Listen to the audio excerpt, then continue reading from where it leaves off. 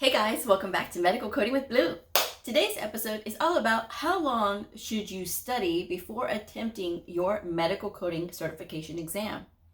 If you are brand new to my channel, welcome. I am Blue. I'm a medical coder. Okay guys, I get this question a lot. Blue, I finished my medical coding program, but I'm not really sure that I'm ready to take the test. How long should I give myself to study? All right, so here we go. All right, I tell people that if you are in a decent size program, which is 9 months, 12 months, or 18 months, this is what I say it takes to give yourself the time to learn, whether you are independently studying for the medical coding certification exam or if you are in a program. Now, there are some programs that are 8 months. AAPC has their program and it averages about to 8 months, right?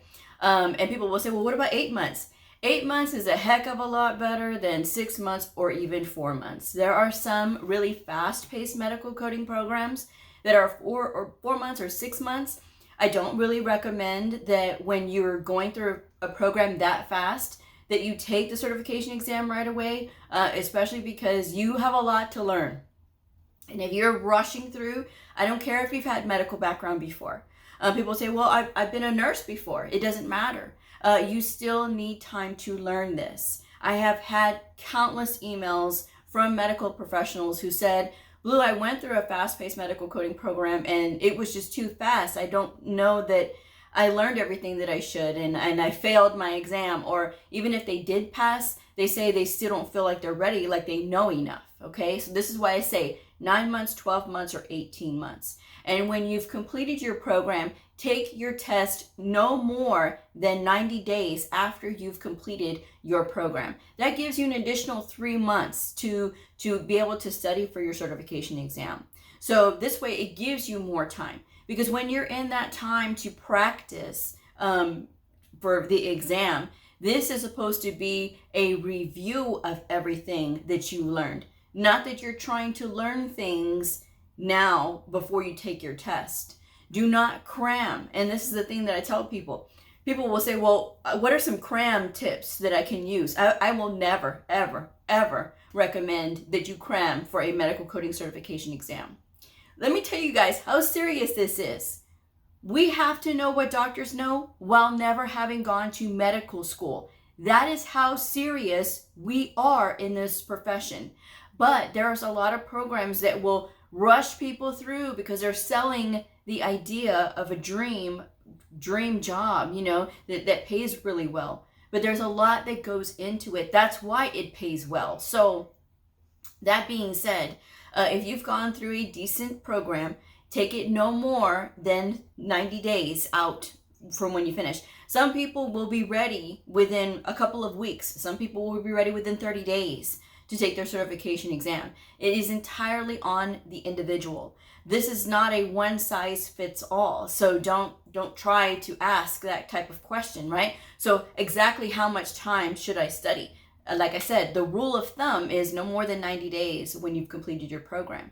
Now, again, if you're going through one of these really short programs, if you want to take up to that 9 months, that is totally fine. I understand that, right?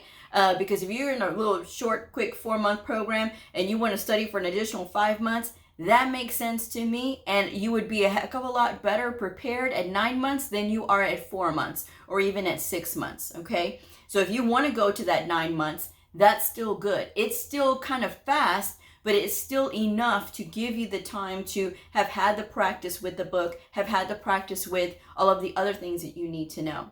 Now, people will also ask me, how many hours a week should I study while I'm studying for my certification exam? I recommend 20 hours. And I know some of you just hyperventilated. Blue, no, I can't do that. No, I work a full-time job. Guys, 20 hours a week on a full-time job, 40 hours a week is possible. It is. But you have to look for those little pockets of time. And even if you're raising kids and you have a family, you got an old man, you got an old lady, and you're taking care of them and you're being super spouse, it doesn't matter, guys. You can still fit in that time.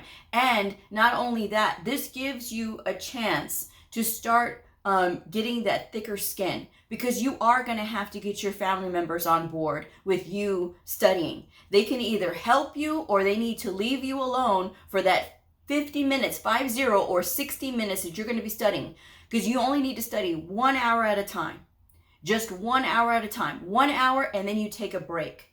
The problem that a lot of people run into when they're studying is that they think that we can study, we as adults can study like we used to when we were in middle school and high school. You can't do that anymore, guys. And even if you went to college, you still can't do that anymore when you get into later adulthood. And later adulthood being your late 20s, your late 30s, your late 40s, your late 50s.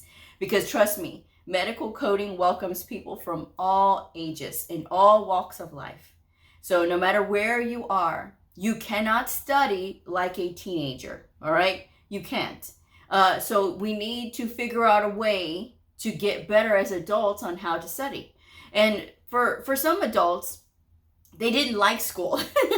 They didn't like school. They hated school. School is just misery for them. So the thought of having to go back to school and having to spend all this time is not their idea of a fun time.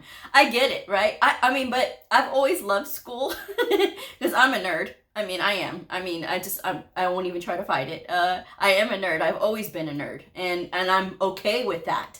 But I like to learn, and I believe that, you know, no matter if you hated school, I believe that you can still like to learn, because I think that everybody has something that they're passionate about and that they want to know more about. And when you find something interesting, you're going to push yourself to learn more about it, right? And so that's the kind of thought process you need to kind of get in when you're getting into something like medical coding, because it is a lot, guys. Again, we have to know what doctors know while never having gone to medical school, all right? So in this 20 hours that you're going to try to get, you know, the family members on board to leave you alone for an hour, or even if you have to lock yourself, you know, in your room, or whatever you have to do for 1 hour so that you can get that 1 hour study time in, and then go over drills, you know, go over your workbook, do something constructive for that 1 hour. Take a break, 30-minute break, 15-minute break, and then come back to it. Go for another hour, or you can go for 30 minutes and then take another break. You can break it up like that. So you see how that little pockets of time, they come in like that, right?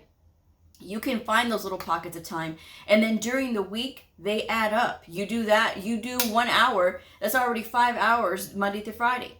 Okay, if you're able to squirrel in another hour, that's already 10 hours. Now you're left with 10 hours. You got the weekend. In blue, oh no, I want to spend that with my family, or no, we go to church on Sunday. That's okay. Take a day off. Take a day off. It's okay.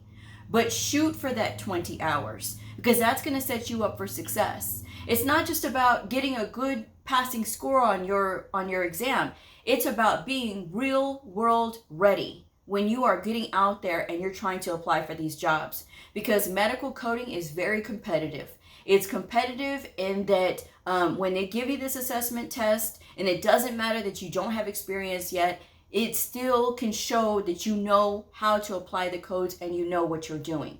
You can still have that, but you can't have that if you're not putting in that time, if you're not putting in that practice, okay? So that's something that you have to know and understand. When you do and you put yourself in those positions where you're really diving in and you're taking that 1 hour to study, then you're taking a break, you're appropriately studying now, okay? Because this is something that your brain can absorb this stuff.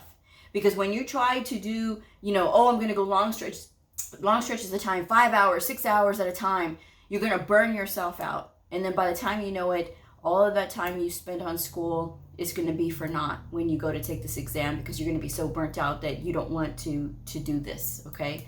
So again, that's why I say take it an hour at a time. And then right before you go to take your exam, I recommend taking 3 to 4 days before your exam to stop studying, because you're not going to learn anything new. But some people will try to go all the way up to the day that they're supposed to take their exam. Some people cram the day of their exam, and guess what? A lot of them fail. There's a very small population of the people that can, cram and then take the test and do really well.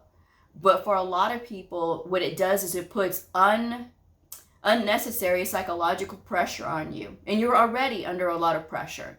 But it's unnecessary psychological pressure when you're cramming for a test when you should have been preparing this entire time and taking those 20 hours per week additional to study. Okay? So it is possible. Doesn't matter if you have a full-time job, guys. I don't want to hear it, because trust me, I did it. And not only that, I've got a lot of other things I was doing at the same time. So that being said, guys, it's up to you to have that discipline. It's up to you to know whether you're ready or not. Now, I've given my recommendations on the books to study with, and that if you're taking an AHIMA exam, I don't recommend their AHIMA prep books for the exams, because a lot of people get so dependent on those, and they say, oh, Blue, I did really well on the study guide for the AHIMA test that I'm taking, and I should be able to pass. And then they write me later, they're like, well, Blue, I failed. I don't understand. I memorized all those answers. It's not about memorizing answers, guys. It's about understanding what you're doing, knowing how to look the codes up in the book, being so familiar with the book that you're going to be comfortable with it. A lot of people are under the misconception that we must tab the books, we must write in the books. The books, the medical coding books, are not to be written in. So many people write in them. Have respect for your books, guys. Have respect for them, because these are reference books. These are not workbooks. This is why you have workbooks to work in. And now people will say, well, I need to highlight, I need to underline, I need to make all these notes. Do you know that if you're taking an AHIMA exam, excessive writing can make your books not valid for testing? So something to keep in mind. They don't want excessive writing. They say some writing is okay, but not excessive writing. So just keep those things in mind when you are writing. Little notes like for here, everyday use is okay. Again, I don't write in my books. I never have. I don't tab my books. I never have. I've done the demonstrations for you all, because I say if you're gonna tab them, you may as well do it right. But with AHIMA, they're very strict on their tabbing policy. AAPC loves their tabs, but with AHIMA, they are very strict, and they say that the tabs have had to have come with the book, okay? That's in the candidate hand guide, so just so you guys know. I did demonstrate that the tabs that came with the CPT Professional Edition by the AMA, I did do a demonstration on those. Again, I don't recommend it, because if you are looking through the book like you're supposed to, if you are practicing with the book like you are supposed to, you are not going to need those tabs, because those tabs are just a waste of time and they get in the way. And that's just my advice on that one. But take it no more than 30 days after, guys. No more than 30 days. No more than 90 days. Make sure you're still studying 20 hours per week. And if you can't make 20 hours in 1 week, do as much as you can. But you can't just say, well, I studied a couple of hours. That's not going to cut it, guys, because you can't be surprised at the result if you don't pass. Okay? So I'm trying to get you guys to be set up for success. And setting you up for success means that you need to spend time studying, okay? And not trying to stress yourself out, but doing those things to get yourself prepared. Don't rely on anybody else as far as like trying to find a study group or trying to find a Facebook medical coding group. Stay out of the Facebook medical coding groups, in fact. Because when you get in there, you're going to see a lot of people that maybe they went through a bad medical coding program, and they're going to share that experience with everybody. So that can get into your head and poison you if you allow it. For me, when there was a lot of people that were saying that, people were saying that they couldn't do it, so they were talking about it at school, I kind of went on my own and did my own thing. Because to me, when you are around people who have negative, they can't help it sometimes to share that negative with other people.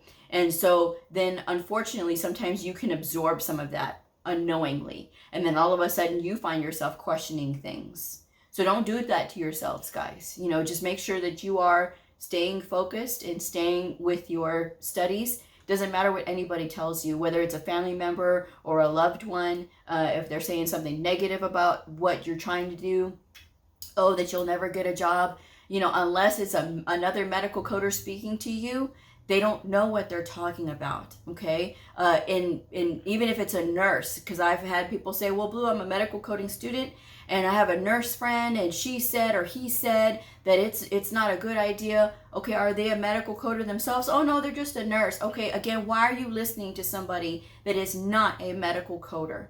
Okay, and so if you hear anything that I tell you guys, I have a ton of videos here on YouTube that are talking about motivation. If you need motivation, if you need some sort of strategy to study with, I've got a lot of study tip videos. Sometimes I feel guilty about posting more study tip videos because I say a lot of the same things, but people still come to me and say, well, what other tips do you have? These are the tips that I used. These are the tips that was successful for me, because you don't want to just barely pass your certification exam. You want to pass it with a couple of touchdowns, and that's what you have to be prepared for. So again, whether you're taking the CCS, the CCA, the CCSP, or even the CPC, guys, make sure that you are preparing yourself along the way. If you miss a couple of days of study, it's okay. Get back on that horse and keep going, because you know it's the only one that's going to stop you in this situation is you. Okay, and if you don't feel like you're ready, sometimes you're not giving yourself enough credit like you should, and that could be part of it. So make sure that you are practicing with the workbook. If you're starting to get a lot of those procedure codes right, if you're starting to get a lot more of those things, give yourself that credit so you can get that confidence. Okay, time yourself so you know that you are ready. These are timed exams. You know, AAPC, they recently dropped theirs at the beginning of this year, right, to a 4-hour exam. It used to be 5 hours, 40 minutes. Now it's a 4-hour exam. So, you know, it's 25 questions per hour. And so that's where you need to kind of like pace yourself and learn that way too. If you're taking an AHIMA exam, it is roughly 2 minutes per question. There is, we don't know how many questions we have. We always have a range. All of the medical coding certifications, the CCS, the CCA, or the CCSP, all have a range of questions that it could be. But the time is fixed, right? For the CCS and the CCSP, those are 4-hour exams. For the CCA, it is a 2-hour exam. So that is something to keep in mind when you're looking to take the certification exams. Know how much time you have so that you can prepare yourself. Know that when you're looking at the op notes, the long operative notes, and that you're having to read a lot, know where in those operative notes to go. Like I always tell people, look at the middle and look at the end, because that's going to be right where all of the information that you need most is going to be at. Because typically in that first paragraph, that's going to be like, you know, anesthesia and all that other good stuff, you know, how they set it up and what they did. And so that part can be skimmed over, but look towards the middle and look towards the end. So that way you know what you're looking for, what you're reading, and what actually happened in the procedure, okay? So that's something to keep in mind, you know, when you start to do that. A lot of times people will say, well, that's where they got tripped up at, is on those op notes because it took so much time. If you've been reading your coding guidelines once per week, like I've been telling y'all, reading speed will increase. And I tell people all the time, read the coding guidelines once per week. And you know how many complaints I get later? Oh, no, I don't want to do that. Then don't do it. Then don't do it. But I tell you guys, because it will in turn make you a faster reader. When you're going through these exams, again, you have, you know, roughly 2 minutes on these AHIMA exams. With AAPC, it's 2 minutes, 40 seconds per question.